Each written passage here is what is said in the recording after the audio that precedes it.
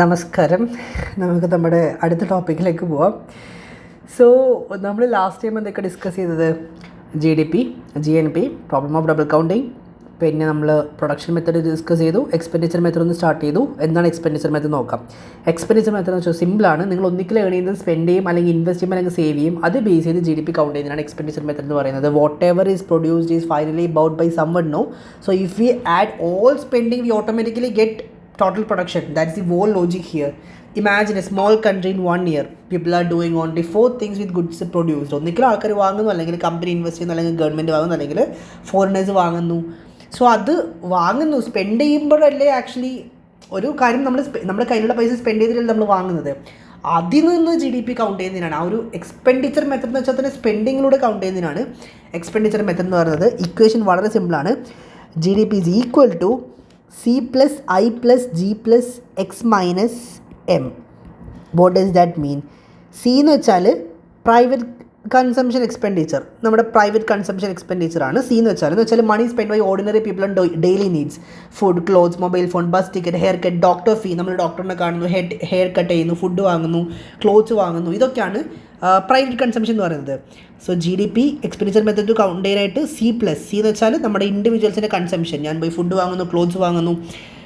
I എന്ന് വെച്ചാൽ investment, private investment. ഞാനിപ്പോൾ ഇൻവെസ്റ്റ് ചെയ്യുന്നു, ഞാനിപ്പോൾ നിഫ്റ്റിയിൽ ഇൻവെസ്റ്റ് ചെയ്യുന്നു, ഞാനിപ്പോൾ ഗോൾഡിൽ ഇൻവെസ്റ്റ് ചെയ്യുന്നു, ഞാനിപ്പോൾ ഏതെങ്കിലും ഒരു സ്റ്റോക്കിൽ ഇൻവെസ്റ്റ് ചെയ്യുന്നു. അതാണ് ഐ എന്ന് വെച്ചാൽ. ഓക്കെ, ലൈക്ക് ഇത് പറയുമ്പോഴേ ആൾക്കാർക്ക് പേടിയാവും. Stock market investment means money spend to produce more in future. For example, factories buy machine, shop buy new equipments, companies build warehouses, change in stock, അങ്ങനെയുള്ള കാര്യങ്ങളൊക്കെയാണ് ഇൻവെസ്റ്റ്മെൻറ്റ് എന്ന് പറയുന്നത്. അതിപ്പോൾ ഒരു കമ്പനി ഒരു മെഷീൻ വാങ്ങിയാൽ അതൊരു ഇൻവെസ്റ്റ്മെൻറ്റാണ്.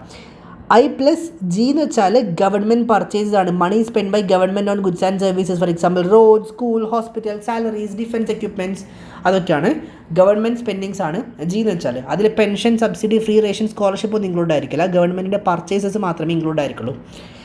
G plus X minus M എന്ന് വെച്ചാൽ എക്സ്പോർട്ട് മൈനസ് ഇമ്പോർട്ടാണ്. എക്സ് എന്ന് വെച്ചാൽ എന്താ? Export, goods made inside the country and sold to foreigners. ഇന്ത്യക്കകത്ത് പ്രൊഡ്യൂസ് ചെയ്ത് നമ്മൾ US സെല് ചെയ്യുന്നു. India sell software to US, India exports rice, അതൊക്കെയാണ് എക്സ്പോർട്ട് എന്ന് പറയുന്നത്. ഇമ്പോർട്ട് എന്ന് വെച്ചാൽ എന്താ? പുറത്ത് US പ്രോഡക്റ്റ് ഇന്ത്യയിലേക്ക് കൊണ്ടുവരിക, അതാണ് import. Goods made outside but bought by us. Mobile imported from China, oil imported from Russia, അതാണ് സംഭവം. സോ ബേസിക്കലി ഇങ്ങനെയാണ് എക്സ്പെൻഡിച്ചർ മെത്തേഡ് GDP കൗണ്ട് ചെയ്യുന്നത്. ഫോർ എക്സാമ്പിൾ, ഇതൊക്കെ കോടികളായിരുന്നു, പക്ഷേ ഞാൻ ജസ്റ്റ് ഒരു സിമ്പിൾ എക്സാമ്പിൾ ത്രൂ പറഞ്ഞുതരാം. സി എന്ന് പറയുന്നത് 500 ആണെന്ന് വിചാരിച്ചോ. 500 crore, 200 crore, ഓക്കെ. 500, 200 എന്ന് പറഞ്ഞാൽ നമുക്ക് പോകാം, വലിയ വാല്യൂസ് ഒന്നും വേണ്ട.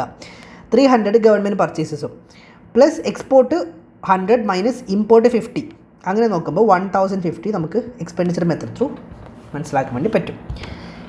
ക്ലിയർ ആണല്ലോ. So under the expenditure method GDP is calculated by adding total spending on final goods and services during a financial year. So production is measured by looking at who finally spent money on it. പിന്നെ ഇപ്പോൾ online payments വന്നുകൊണ്ട് കുറച്ചും കൂടി convenient ആണ് expenditure method count ചെയ്യുന്നത്. So India basically എന്താ ചെയ്യുന്നത്? Production മെത്തേഡും എക്സ്പെൻഡിച്ചർ മെത്തേഡും യൂസ് ചെയ്യുന്നു. പ്രൊഡക്ഷൻ മെത്തേഡിലൂടെ ആൾക്കാർ പ്രൊഡ്യൂസ് ചെയ്യുന്നത് കൗണ്ട് ചെയ്യുന്നു. എക്സ്പെൻഡിച്ചർ മെത്തേഡ് ത്രൂ നിങ്ങൾ സ്പെൻഡ് ചെയ്യുന്നത് മെഷർ ചെയ്യുന്നു. ഇങ്ങനെയാണ് GDP കൗണ്ട് ചെയ്യുന്നത്. And I said GDP count is a very long complex process still. അടുത്തത് income method. Okay, first of all I would like to tell, income method actually ഇന്ത്യയിൽ ആരും, എൻ്റെ അറിവിൽ ഇന്ത്യയിൽ ഗവൺമെൻറ് യൂസ് ചെയ്യുന്നില്ല. ഇത് പുറത്തുള്ള ഹൈലി ഡെവലപ്ഡ് ആയിട്ടുള്ള കൺട്രീസ് മാത്രമേ യൂസ് ചെയ്യുന്നുള്ളൂ. Such as US, China, Germany, അവരൊക്കെയാണ് യൂസ് ചെയ്യുന്നത്. ആൻഡ് ഇവർ ഫസ്റ്റ് ലാർജസ്റ്റ് ഇക്കോണമി, ഇവർ സെക്കൻഡ് ലാർജസ്റ്റ് ഇക്കോണമി, ഇവർ third largest economy.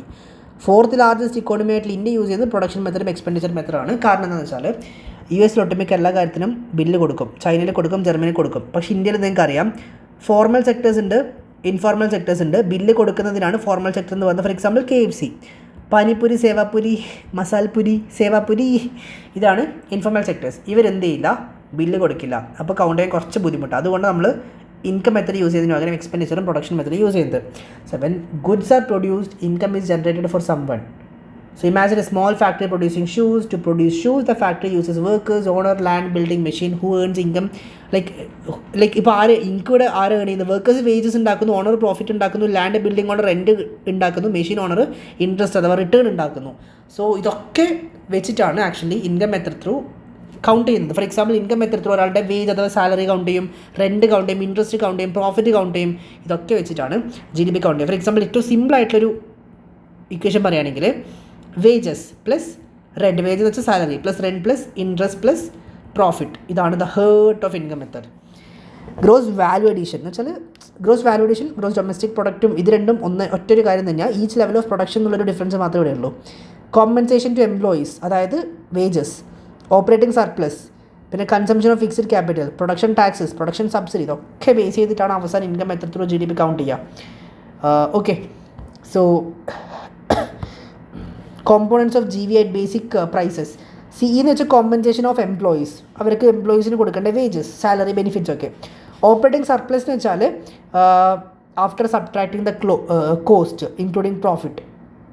In the sense already നമ്മൾ ഡിസ്കസ് ചെയ്ത കാര്യം ഡെപ്രിസിയേഷൻ എന്ന് വെച്ചാൽ മെഷീൻസ് യൂസ് ചെയ്യുന്നു, നെറ്റ് എന്ന് വെച്ചാൽ എന്താ, അല്ലെങ്കിൽ ഗ്രോസ് നിന്ന് ഡെപ്രിസിയേഷൻ മൈനസ് ചെയ്യുന്നു, വിൽ ഗെറ്റ് ദി നെറ്റ്. നമ്മൾ സംസാരിച്ച കാര്യങ്ങളാണ്. മിക്സ്ഡ് ഇൻകം എന്ന് വെച്ചാൽ income earned by self employed individuals and unincorporated businesses. Self employed ആയിട്ടുള്ള ആൾക്കാരില്ലേ, ഡെയിലി വേജസിന് പോകുന്ന ആൾക്കാർ, അവർ കഴിയുന്നതും ഇതിനകത്ത് ഇൻക്ലൂഡഡ് ആണ്. ഇനി എന്താണ് GVA? ഞാൻ കോൺസെപ്റ്റ് വളരെ സിമ്പിളായിട്ട് പറഞ്ഞുതരാം. ഒരു കാർ മാനുഫാക്ചർ ചെയ്യുന്ന ഫാക്ടറി, അവർ ടയേഴ്സ് കൊണ്ടുവരുന്നു, ട്യൂബ്സ് കൊണ്ടുവരുന്നു, അലോയ് വീൽസ് കൊണ്ടുവരുന്നു, പ്ലാസ്റ്റിക്സ് കൊണ്ടുവരുന്നു, എൻജിൻസ് കൊണ്ടുവരുന്നു. എൻജിൻസ് വേണ്ട, അവർ അല്ലാതെ തന്നെ ബിൽഡ് ചെയ്യുന്നതാണ്.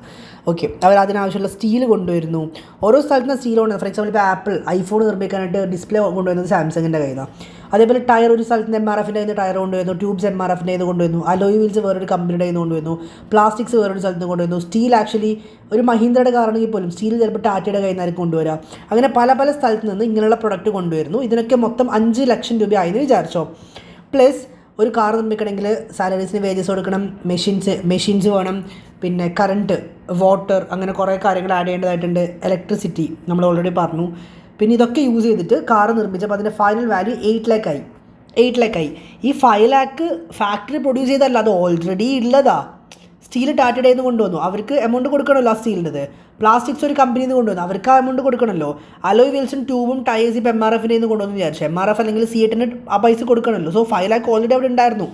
3 lakh ആണ് അഡീഷണലി വേജസ്, ഇലക്ട്രിസിറ്റി, വാട്ടർ, പിന്നെ വർക്കേഴ്സ്, മെഷീൻസ് ഒക്കെ ആയിട്ട് 3 lakh വന്നത്. So 8 - 5 = 3 lakh. 3 lakh is termed as a gross value addition.